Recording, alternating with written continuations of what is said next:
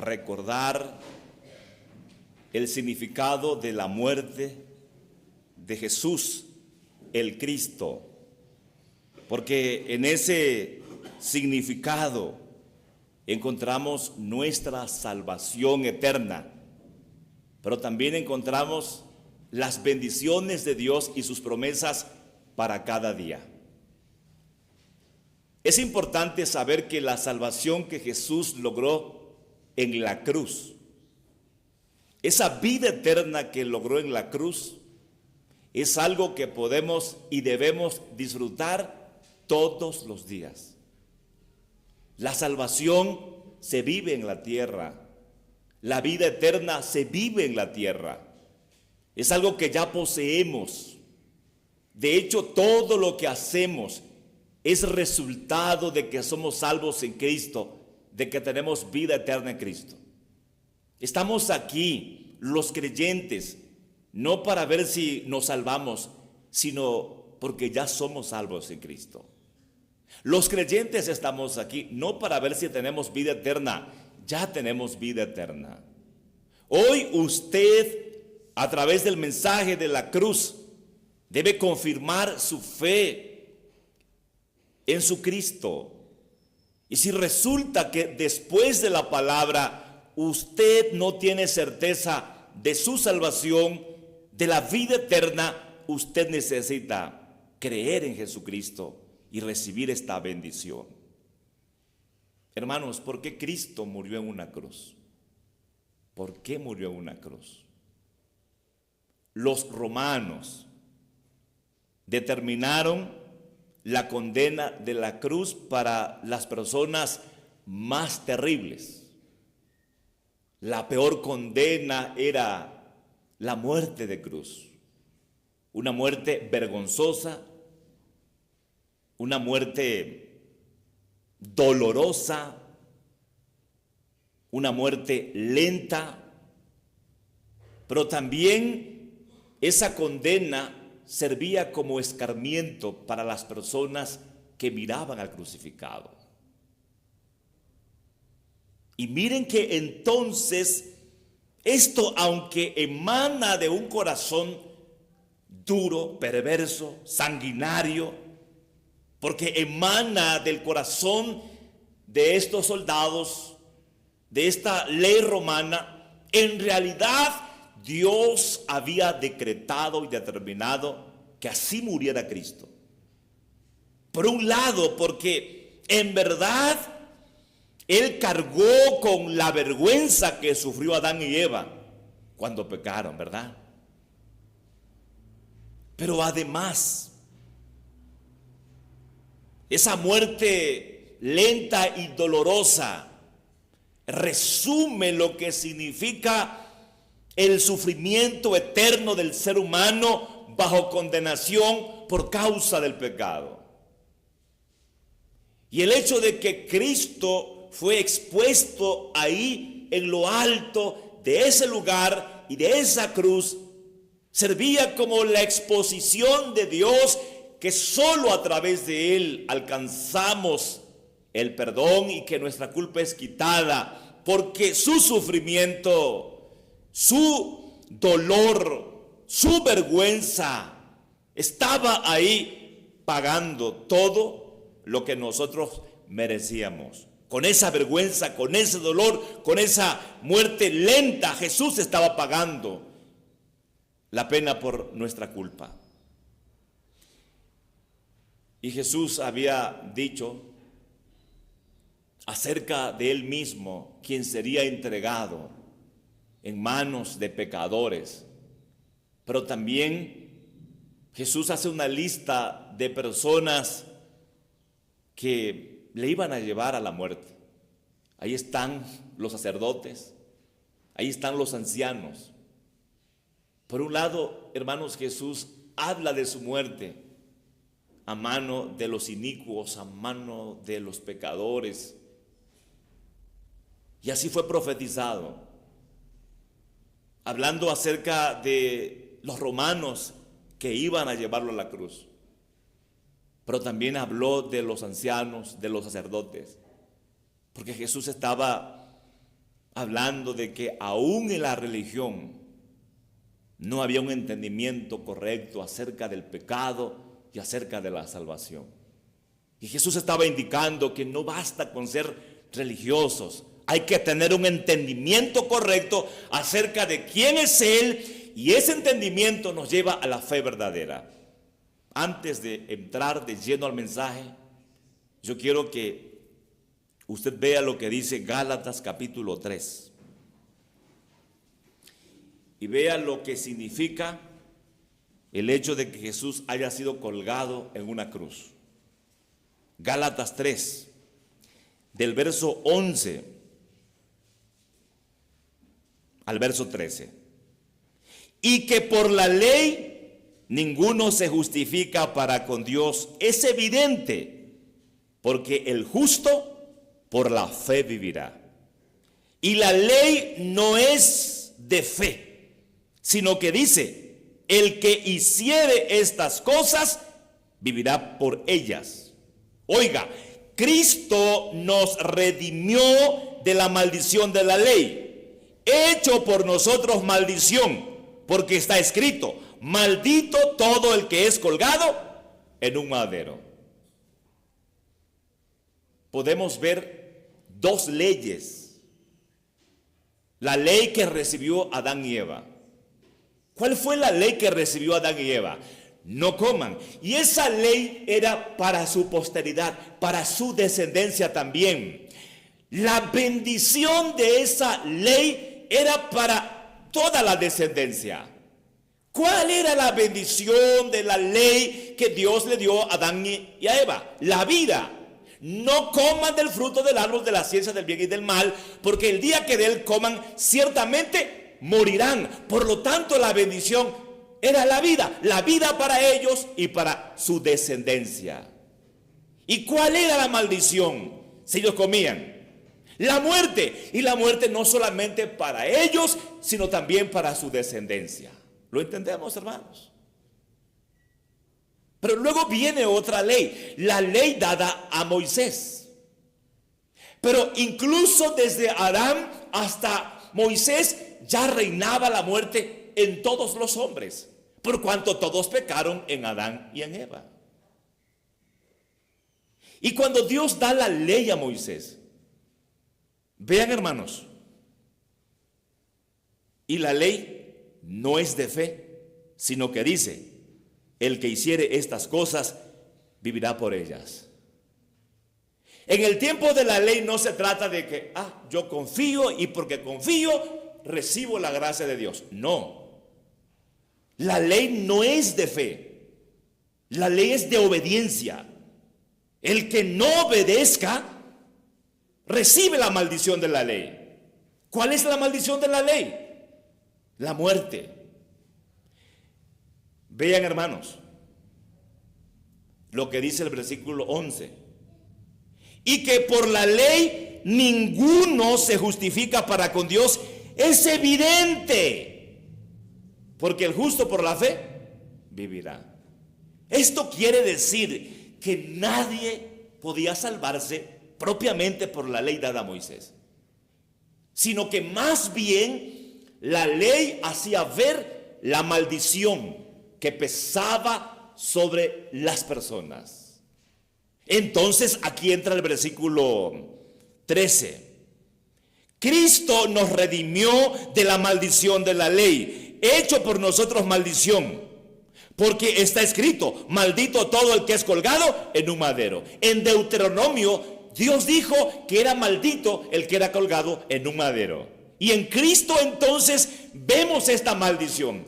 ¿Qué es lo que Dios está diciendo? Cristo fue a la cruz llevando nuestra maldición. Así que Cristo fue colgado en un madero, porque sobre él pesó toda nuestra maldición por no obedecer en Adán y por no obedecer en Moisés. Entonces no hay esperanza en el primer Adán. No hay esperanza propiamente en la ley. Nuestra esperanza para ser liberados de la maldición es Cristo. Así que Cristo se humanó para tomar su pecado, porque usted es humano y como humano fue su sustituto. Cargó con su pecado, cargó con su maldición. Dios ahí destruyó el pecado en el cuerpo de Cristo, en la sangre de Cristo. Dios ahí despreció a su propio Hijo para recibirle a usted. Por eso podemos ver las palabras que Jesús mencionó en la cruz. Las palabras de Jesús en la cruz definen quién es Él y definen también a qué vino Él, lo que Él es y lo que Él hizo. El significado de lo que Él hizo. Hermanos, en Lucas 23:34, Jesús decía: Padre, perdónalos porque no saben lo que hacen. Y repartieron entre sí sus vestidos, echando suerte. Cuando Jesús dice esta palabra: Padre, perdónalos, no saben lo que hacen. Jesús está diciendo lo que el pecado provoca en nosotros. Y Jesús está diciendo el resultado de su sacrificio. Por un lado, el pecado nos lleva a un estado espiritual en donde actuamos sin saber lo que hacemos. Y esto define la naturaleza pecaminosa de uno. Porque uno peca porque es un pecador. Primero está el pecado en mí y luego peco. No me define como un pecador lo que hago, sino lo que soy. Hermanos, y esto es importante entenderlo. Lo voy a repetir. No me define como pecador lo que hago, sino lo que soy. Y soy lo que soy por cómo fue Adán y cómo fue Eva. Ellos pecaron, son mis padres, vengo de ellos y heredé esa naturaleza pecaminosa. Y esa naturaleza pecaminosa de mis padres me llevan a una conducta errónea, equivocada. Entonces, yo peco porque soy un pecador. Antes de pecar, ya era un pecador. Por el pecado de mis padres. Y por eso no se trata, hermanos, de capacidades, de habilidades y de virtudes. Se trata de un nuevo nacimiento cuando nosotros experimentamos fe en Jesucristo, cuando le recibimos en nuestro corazón. Jesús dice: perdónalos, no saben lo que hacen. El perdón, hermanos, no es merecido por nuestros logros, sino por los méritos de Cristo en la cruz, es decir, por su muerte. No somos perdonados por nosotros, sino por esa intervención de Jesús, quien muere en la cruz, pero además intercede por nosotros. Y lo hizo ahí, en ese tiempo de la cruz, y lo hace ahora. Por eso usted tiene que ser una mujer y un hombre feliz, porque ya no te gobierna el pecado.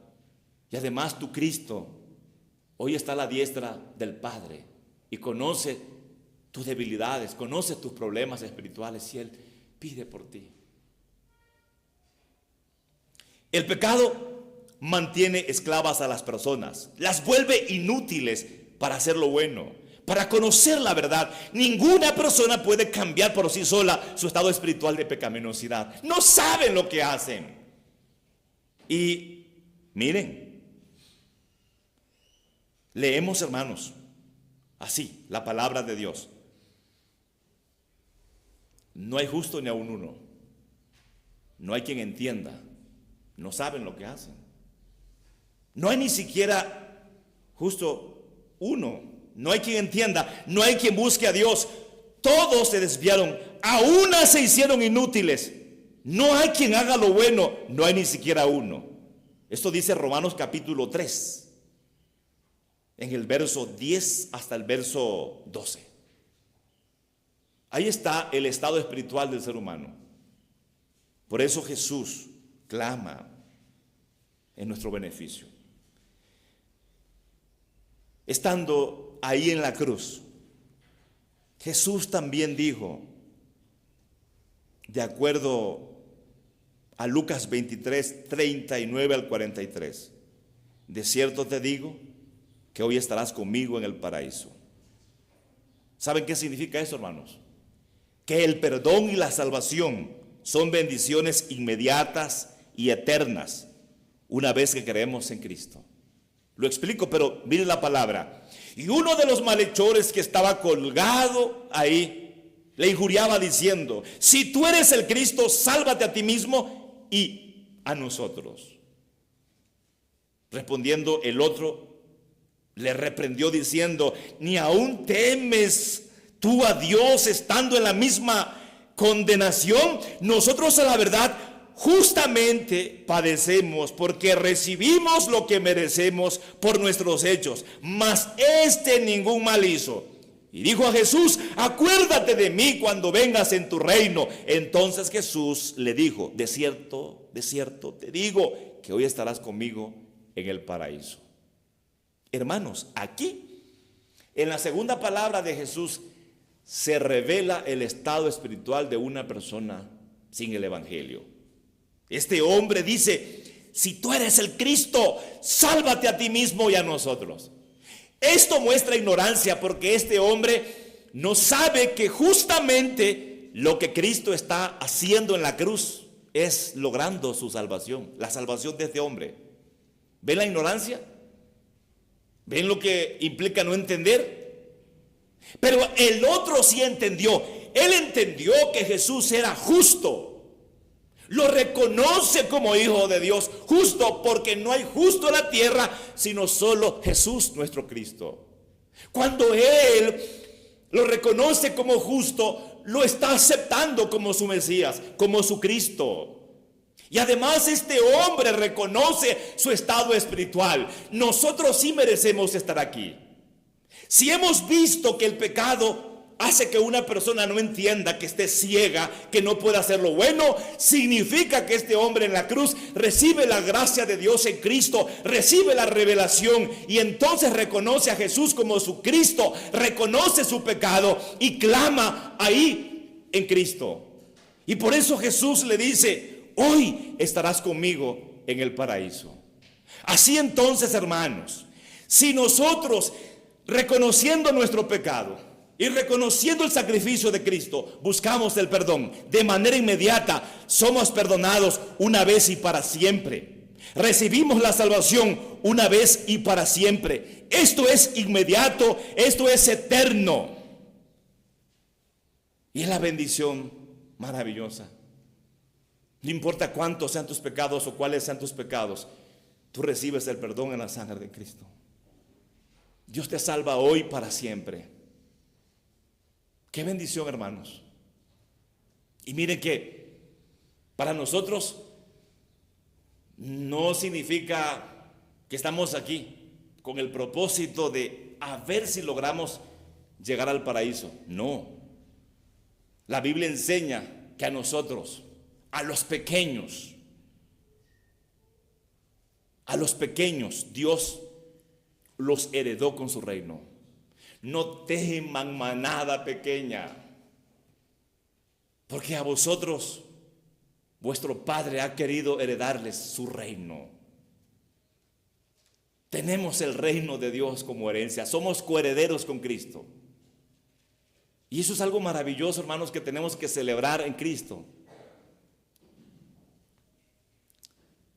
La Biblia dice en Juan 14, 2 al 4, en la casa de mi Padre hay lugar para todos.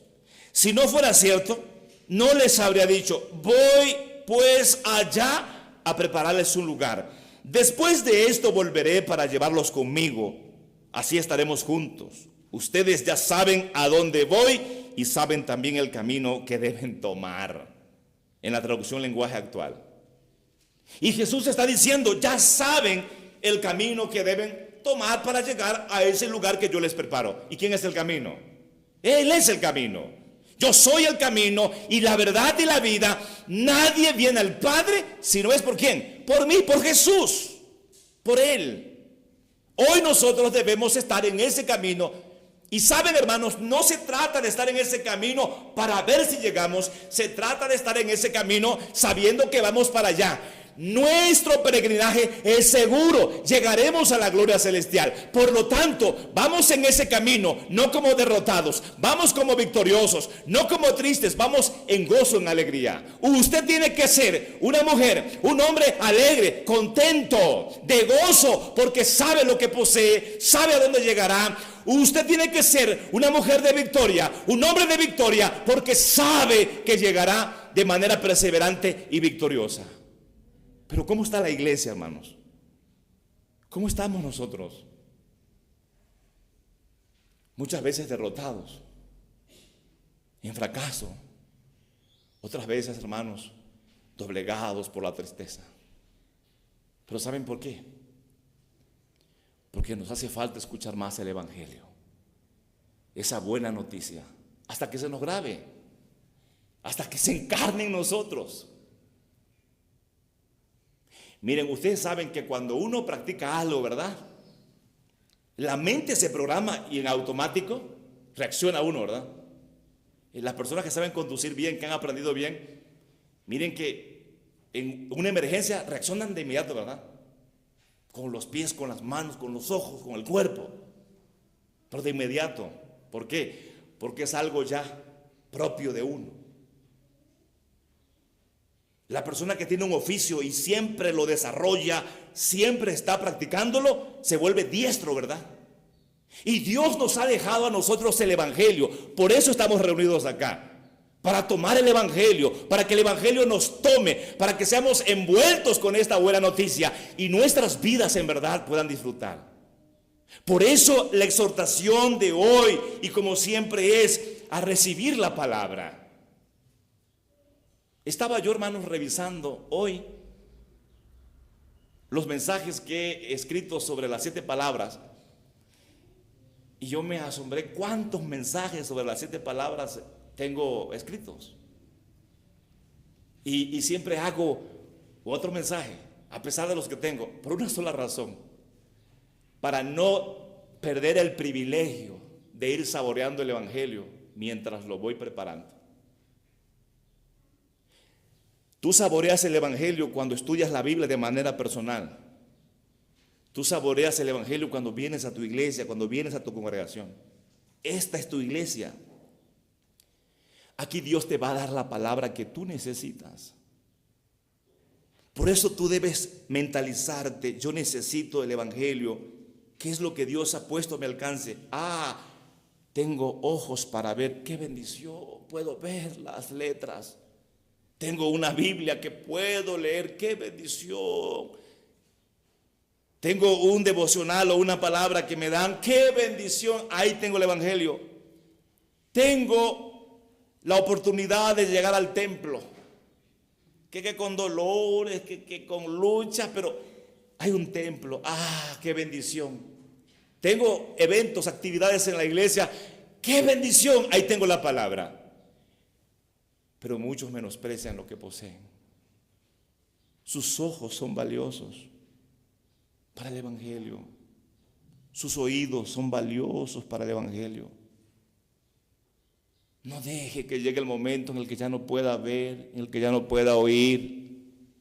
No espere ese momento en el que ya no puedas venir a este lugar. Aprovéchalo hoy para que la palabra toque tu vida. Hermanos, vean lo que Jesús hizo en la cruz y que nos garantiza precisamente su paraíso. En él también vosotros, habiendo oído la palabra de verdad, el evangelio de vuestra salvación, y habiendo creído en él, fuisteis sellados con el Espíritu Santo de la promesa, que es las arras de nuestra herencia hasta la redención de la posesión adquirida para alabanza de su gloria. Escuchas el evangelio, viene la fe y entonces crees en Cristo, recibes el sello del Espíritu Santo y el Espíritu Santo viene a ser las arras de tu herencia. ¿Qué significa esto? Arras son garantías. ¿Tienes al Espíritu Santo? Gózate. Tienes las arras que te dicen, tú tienes salvación, tienes vida eterna y tienes seguro el paraíso. Pero ¿cómo llega todo? Habiendo oído la palabra de verdad, el evangelio de vuestra salvación. Y déjeme decirle esto, hay cristianos que ya recibieron a Cristo, que ya creyeron en Él, pero saben, hermanos, como no son constantes en el evangelio, muchas veces viven peor que los incrédulos, no tienen esperanza, están mal por todos lados. ¿Saben por qué? Porque no están escuchando lo que poseen, lo que tienen. El evangelio sirve para que yo tenga seguridad de lo que poseo. Soy hijo de Dios, soy salvo, tengo vida eterna, voy a la gloria. Todo eso se enraiza, todo eso se graba en mi vida con el evangelio. Por eso, aunque somos cristianos, Dios quiere que sigamos escuchando el evangelio para esto. Y esto es lo que hace a una iglesia viva. Esto es lo que hace que una iglesia tenga cultos maravillosos. Esto es lo que hace que cuando una visita viene a la iglesia y escucha a la iglesia adorar con gozo, la iglesia entregada, todo bien organizado en la iglesia, todo bien hechecito en la iglesia, porque todos trabajan, porque todos sirven, entonces la gente recibe el impacto del evangelio. Pero si alguien viene y ve una iglesia toda así, tan de gozo, ay, en mi alma hoy, pues no, hermanos. Pero esto lo produce el evangelio. El evangelio nos aviva. ¿Por qué, hermanos? Porque cuando uno recibe una buena noticia, ¿cómo se siente? ¡Oh, qué felicidad! ¿En serio? Sí, sí, así es. La buena noticia provoca algo lindo, ¿verdad? Ahora imagínense la buena noticia del evangelio. Tercera palabra. Mujer, he ahí tu hijo. He ahí tu madre. En Juan 19, 26 al 27. Cuando vio Jesús a su madre y al discípulo a quien él amaba, que estaba presente, dijo a su madre, mujer, he ahí tu hijo. Después dijo al discípulo, he ahí tu madre. Y desde aquella hora el discípulo la recibió en su casa. Algunos malinterpretan este pasaje y ya se imaginarán quiénes son. Que dicen que aquí Jesús instituye a María como la madre de todos los creyentes. Porque le dijo al discípulo, a Juan, Juan, ahí está tu mamá, ahí está tu madre. Y entonces, a partir de ese momento, muchos piensan que María viene a ser nuestra madre, que Jesús nos encarga con María, pero no es así. Yo sé que si usted ha leído la Biblia, por lo menos va a encontrar dos porciones más en donde Jesús no le llama a María madre. ¿Y saben cuándo fue? En las bodas ¿de dónde? De Caná. ¿Y saben también a dónde? Cuando Jesús estaba perdido, según sus padres, ¿estaba dónde? En el templo. En las bodas de Caná, Jesús convierte el agua ¿en qué? En vino. Ahí se revela el derramamiento de la sangre de Cristo. Ese milagro tipifica su muerte, su derramamiento de sangre, supliendo la vida humana. Se acabó el vino. Él convirtió el agua en vino. Está diciendo, es mi sangre la que le sustenta. Y ahí, como Él actúa como el Mesías, dice, no es mi mamá, no es mi madre, porque Él actúa como Dios. No es mi madre, yo soy Dios. Y luego vemos a Jesús en el templo. Dice que su madre y su padre, sus hermanos, su familia, es todo aquel que hace la voluntad de Dios. ¿Y saben qué está haciendo Jesús en el templo? Está diciendo, María, tú eres igual que todos aquí. Porque todos son mi madre, mi padre y mis hermanos. Todos aquí son mi familia si hacen la voluntad de mi Padre. Tú eres igual una mujer que necesita creer y hacer la voluntad de Dios. Y luego acá, mujer, porque Jesús está diciendo que María fue usada como instrumento de Dios para un plan que justamente iba a terminar ¿a dónde? En la cruz. Pero también esto, hermanos, por supuesto que revela que Jesús es compasivo y trata de dejar a esa mujer al cuidado ¿de quién? De alguien. Pero también Jesús está diciendo, esta mujer necesita también de cuidados. No es superior a cualquier persona. Y la coloca al nivel de Juan. Juan, tus cuidados son importantes para esta mujer. Mujer, tus cuidados son importantes para este hombre. O sea, hace a María dependiente. ¿Se dan cuenta? María no queda por encima de Juan, ni Juan por encima de María. Porque María es una mujer que necesita también como cualquier persona. ¿Se dan cuenta, hermano? Y Jesús está ahí exaltando su cruz, su muerte, su persona y su obra como el Mesías de Dios para nuestra salvación. Pero claro, Jesús ahí muestra que Dios se encarga de nuestras necesidades. Y hoy a través de Jesús podemos tomar esta palabra: mi Dios pues suplirá todo lo que os falta conforme a sus riquezas en gloria en Cristo Jesús. Podemos tomar las palabras también de Mateo 6, del 30 al 33. Si la hierba del campo que hoy es y mañana se echa en el horno, Dios la viste así, ¿no hará mucho más a vosotros, hombres de poca fe? No os afanéis pues diciendo qué comeremos o qué beberemos o qué vestiremos, porque los gentiles buscan todas estas cosas, pero vuestro Padre Celestial sabe que tenéis necesidad de todas estas cosas. Mas buscad primeramente el reino de Dios y su justicia, y todas estas cosas os serán añadidas. A través de Jesús podemos buscar el abrazo del Padre, la compañía del Padre, el sustento del Padre. Y Jesús enseñó a sus discípulos a buscar el pan de todos los días. En la cruz Jesús logró que hoy tú seas cuidada por Dios, cuidado por Dios, que Dios te trate con ternura. A Dios le interesa tu cuerpo, a Dios le interesa tu comida, a Dios le interesa tu negocio, tu trabajo, a Dios le interesa tu familia, a Dios le interesa todo, porque fuiste redimido por la sangre de Cristo. 4, Dios mío, ¿por qué me has desamparado? Hermanos, miren,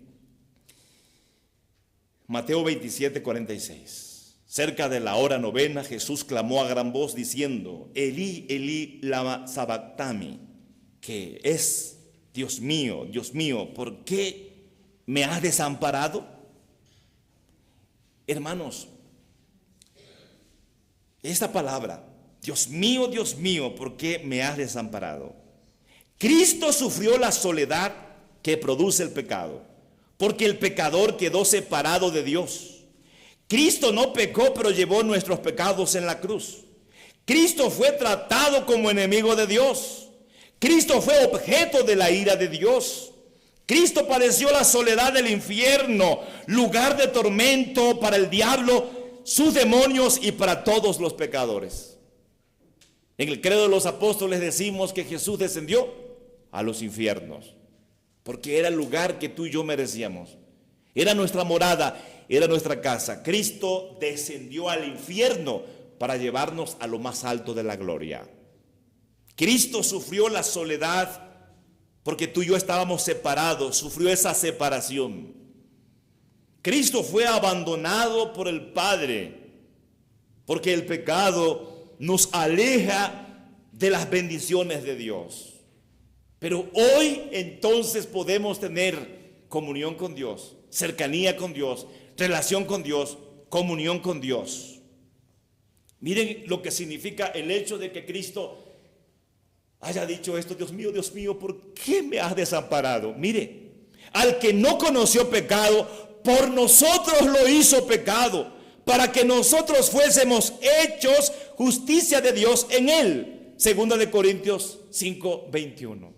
Cuando Jesús está solo, desamparado, Dios lo está tratando como pecado. ¿Por qué lo trata como pecado? Porque Dios no tiene comunión con el pecado. Dios desprecia el pecado. Dios aborrece el pecado. Y mientras Cristo está siendo separado de Dios, nosotros estamos siendo acercados a Dios. Mientras Cristo es contado como un pecador, nosotros somos contados como justos delante de Dios. Eso es la cruz. Qué maravilla, hermanos. ¿Entendemos esto, hermanos? Amén. Cristo siendo tratado como pecado para que yo sea tratado como hijo de Dios, como justo delante de Dios. Y leímos, pero vuelvo a reiterar Gálatas 3:13. Cristo nos redimió de la maldición de la ley. Cuando Él estaba ahí, solo, estaba sufriendo la maldición de la ley, que es el pecado, que produce muerte, hecho por nosotros maldición. Porque está escrito, maldito todo el que es colgado en un madero. ¿Cómo consideró Dios a su propio Hijo? Como un maldito. Para darnos a nosotros la bendición de la salvación, de la vida eterna, la gloria celestial y todas las bendiciones cotidianas. Número 5. Juan 19:28. Después de esto, sabiendo Jesús que ya todo estaba consumado, dijo para que se cumpliese la escritura: tengo sed. Cristo, siendo perfectamente humano, llevó a cabo perfectamente el sacrificio para salvar al ser humano. Y por eso, cuando Él tiene sed y dice que tiene sed, Él está diciendo que tiene necesidades como nosotros. Y es normal que bajo el peso del calor por el sol, la sangre que había perdido, las heridas y el hecho de que no había comido ni bebido y probablemente una fiebre que tenía encima por todo esto, su boca estaba seca. ¿Y qué pasa cuando uno siente la boca seca? Uno tiene necesidad profunda de agua, ¿verdad? Y esto prueba su humanidad, hermanos.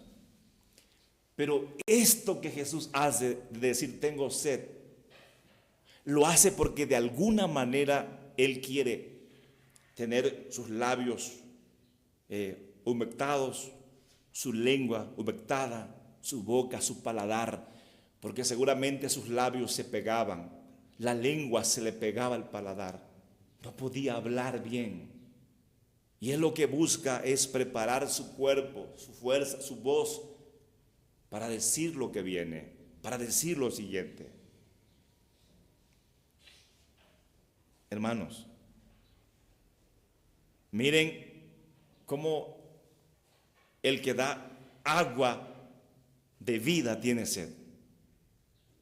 Y es que precisamente Cristo, oigan bien esto, precisamente Cristo, para darnos del agua de vida en abundancia, Él tuvo que sufrir la sed primero. Porque esa agua que nos da vida y que nos sacia es Él mismo. Y como Él mismo, quien es el agua espiritual para nosotros, tiene sed, está seco. En Gálatas, capítulo 4, versos 4 al 5. Pero cuando vino el cumplimiento del tiempo, Dios envió a su Hijo, nacido de mujer y nacido bajo la ley, para que redimiese a los que estaban bajo la ley, a fin de que recibiésemos la adopción de hijos. Así que la Biblia muestra que Jesús se hizo humano.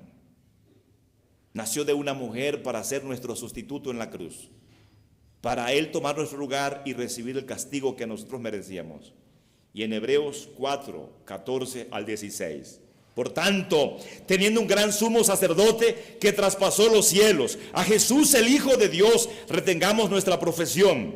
Porque no tenemos un sumo sacerdote que no pueda compadecerse de nuestras debilidades, sino uno que es tentado en todo, según nuestra semejanza, pero sin pecado.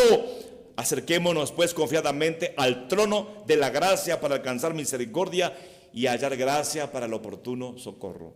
Jesús dice, yo soy humano, conozco tus debilidades.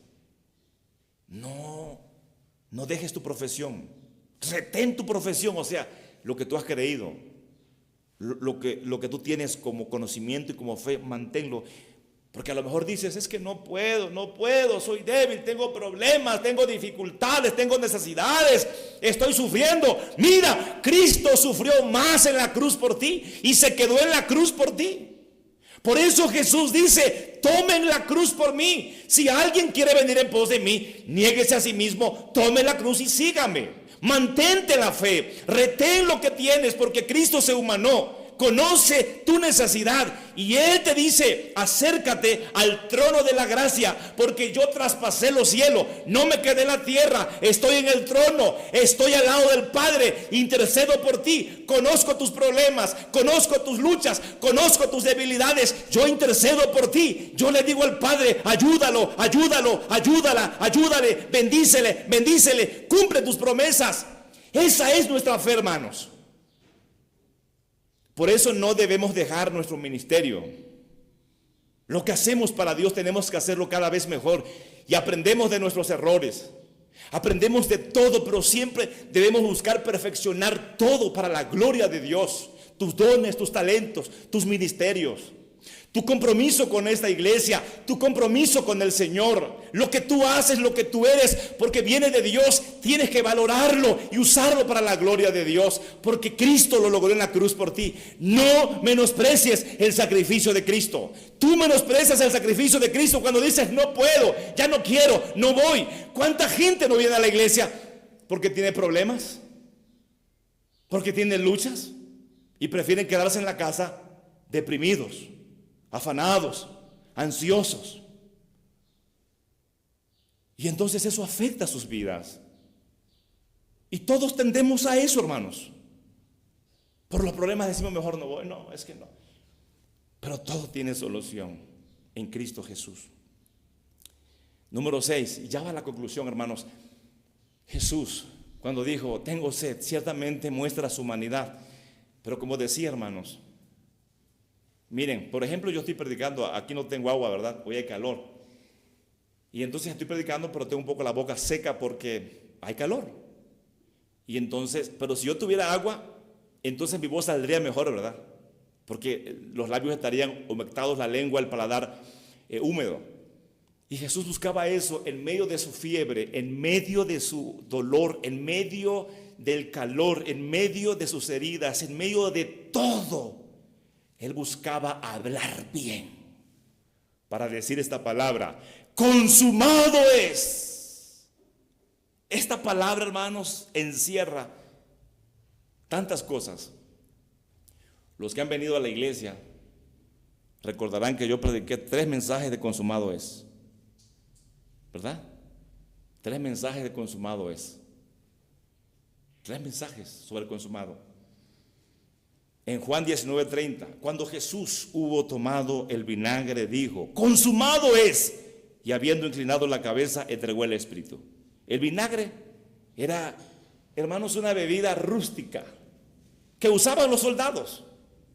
Mire, los soldados usaban esa bebida, pues hermanos, pues estaban allá como el que no tiene agua, pero toma algo ahí.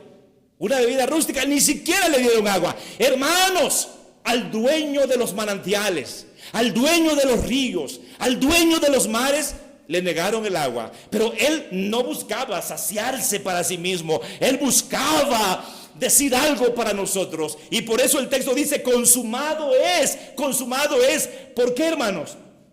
Porque esta palabra está diciendo que Cristo murió para saldar nuestra deuda ante Dios. Cristo murió para cumplir la pena por nuestros delitos. Cristo murió para triunfar sobre Satanás y sobre la muerte. Tetelestai, ¿se acuerdan? Esa frase griega que significa consumado es. Consumado es. Era el sello que tenía un hombre después de haber pagado una pena en la cárcel.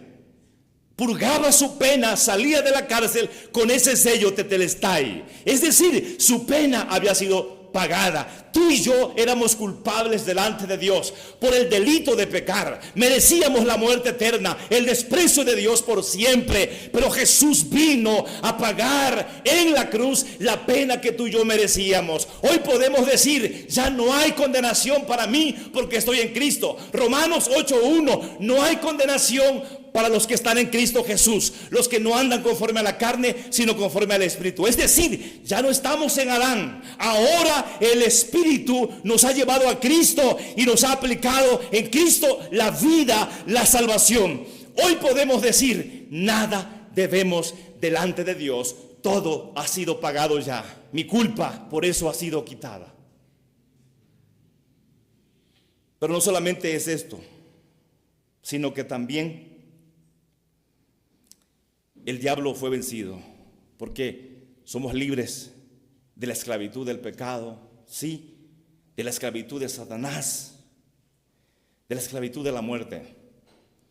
Hermanos, los esclavos eran vendidos de un lugar a otro, de una persona a otra. Y rara vez un esclavo lograba su libertad.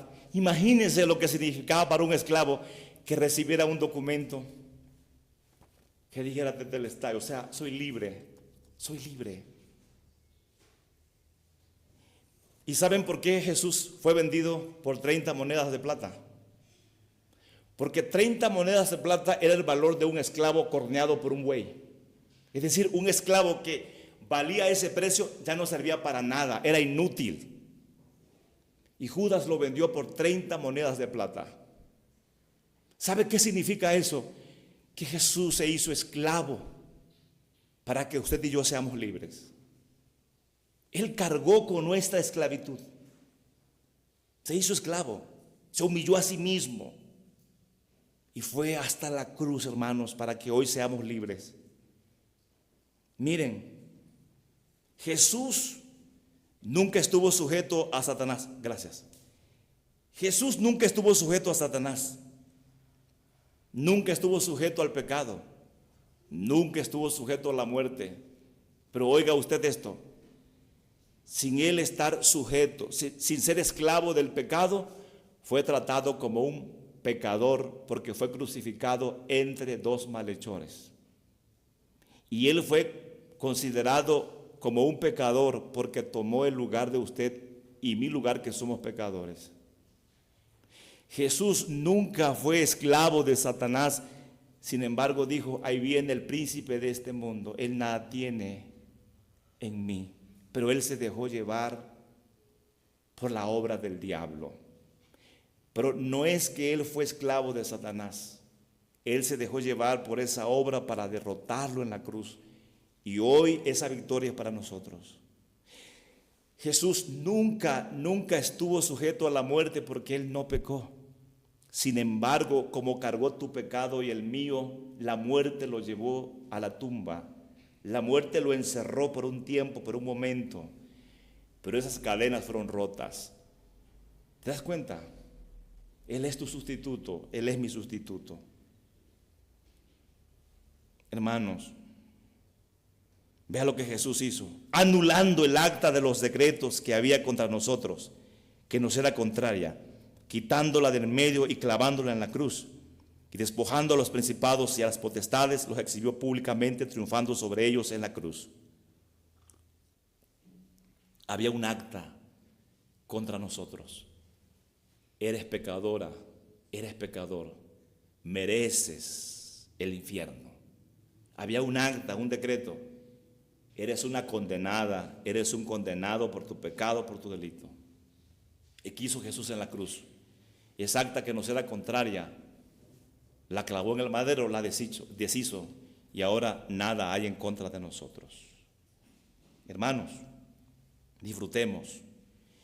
Y por último, Jesús dice, Padre, en tus manos encomiendo mi espíritu. Lucas 23, 46. Entonces Jesús, clamando a gran voz, dijo: Padre, en tus manos encomiendo mi espíritu. Y habiendo dicho esto, expiró. Esto que Jesús dijo, hermanos, lo dijo, ¿por qué? Porque Cristo, cumpliendo perfectamente con la justicia divina y complaciendo al Padre por nosotros, confiadamente dijo a su Padre: en tus manos encomiendo mi espíritu. Jesús tenía la seguridad de que su espíritu no iba a ser rechazado por Dios. ¿Saben por qué? Número uno, porque Cristo vivió perfectamente, nunca le falló a Dios. No le falló en su persona, porque Él obedeció toda la ley. Y cuando trataba Jesús de explicar, o cuando explicaba su plan, Él decía: esto me lo mandó mi Padre. Lo que digo, lo mandó mi Padre. Lo que hago, lo mandó mi Padre. Y mi Padre, que me ha amado, me ha pedido que entregue mi vida por ustedes. Así que yo la entrego de manera voluntaria. Nadie me la quita. Yo la entrego porque ese mandamiento recibí de mi Padre. Jesús como persona no podría ser rechazado por Dios porque Él no pecó. Y su sacrificio lo llevó a cabo de manera perfecta. Por lo tanto, el hecho de que el Padre lo recibiera, el hecho de que el Padre lo resucitara, está diciendo algo. Es testimonio de que el Padre quedó complacido en ese plan de nuestra salvación. Por lo tanto, nuestra salvación es segura, porque Cristo lo hizo todo de manera personal y porque Él lo hizo todo como nuestro Cristo.